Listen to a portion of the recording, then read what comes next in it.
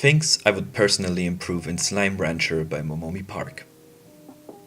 The user interface is not appealing at all. Texts are not centered, buttons are pixelated, and the sliders were weirdly scaled. Some very simple fixes could really help improve first impressions.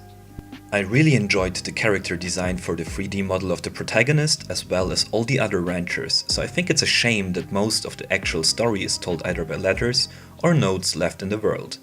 All the interactions of the protagonist happen off-screen, if at all, and it just did not make me feel invested in any of the characters. The Vacpack sometimes takes a long time sucking objects or slimes in, and I would definitely include an upgrade that allows the rancher to vacuum only the item in that is currently selected in the vac tank. I often found myself spending a lot of time shooting away things I accidentally stored. The map is great and really helps fuel the drive of exploration, but I would probably separate the map into smaller pieces in order to get the player to explore more in the beginning of the game. Things that are beyond Slimegates should in my opinion not be seen on the map before unlocking said gate. Some slimes in parts of the island spawn agitated and aggressive, but personally I did never feel really threatened by them. I am rather conflicted if that is a problem or not, but it does kind of undermine the whole health bar system.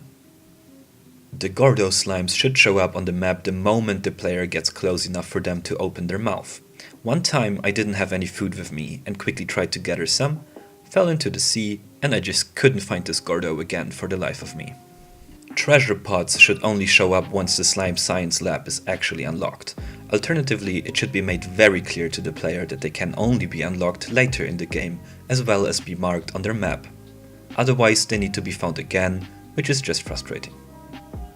Teleporters should never lead to a place of the map that the player might not have unlocked yet. I found myself stuck after using a teleporter twice, and both times I was really looking forward to a shorter way to get to the specific point in the map. The lack of feedback is an overarching problem in the game. For example, feeding Gordos can be quite confusing the first couple times as there is no real feedback if it actually achieves anything until the very end of the feeding process. The same holds true for these mudballs one can crack in the glowing statues. I have to admit I actually googled how to open these up and I never would have guessed it otherwise. Maybe making the statue glow or the mudball vibrate when getting close could have helped remedy this problem. Ranching the slimes was maybe my favorite part of the game, but it does get old very quickly. I would probably include more types of upgrades for coops so that they can hold more exotic slimes in. For example, the quantum and fire slimes, intentionally or not, always phased out of their coops and destroyed most of my farm in the process. Funnily enough, I was emotionally more attached to my saber radiation slimes than to any of the actual ranchers. Building on this emotional bond by allowing the player to pet the slimes or walk them might be a nice way to expand on the rather shallow ranching mechanisms.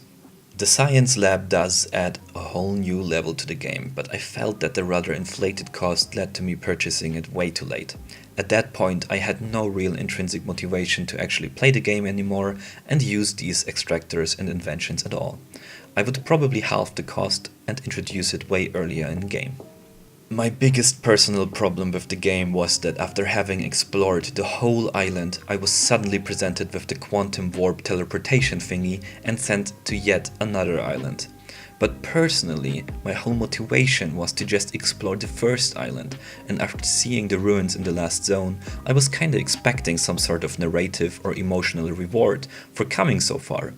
Maybe the grave of the person writing the notes, or anything about the history of the slimes. But nope, instead the exploration was artificially prolonged and I just kinda lost motivation there and then. It's a cute game, but there is still a lot of room for improvements. And if the development team of MONOMI PARK decides to actually implement some of these suggestions, I will gladly take all the credit for it. Thanks for watching.